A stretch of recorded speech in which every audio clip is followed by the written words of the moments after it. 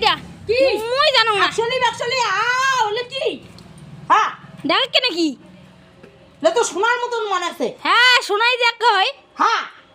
হ্যাঁ শোনাই তো মনে হচ্ছে শোনায় তো সুই দুল হ্যাঁ দেখা তো দুল এখানে তারা আইলে নাকি সে প্যাঁচ খাইছে তখন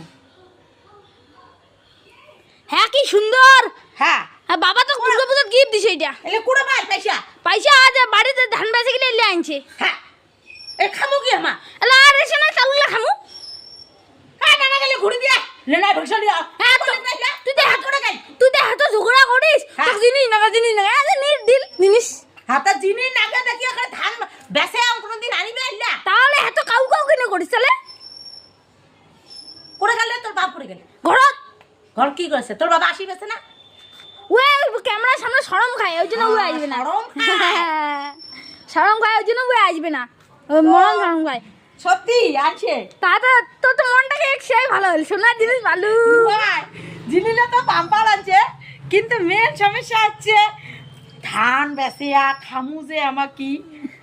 বন্ধুরা কমেন্টে কোনো জানান তো আমার স্বামী আনছে হ্যাঁ দুর্গা পূজার গিফট ঠিক আছে কেমন হয়েছে এখানে কমেন্টে জানান আসে আনছে তো খুশি কিন্তু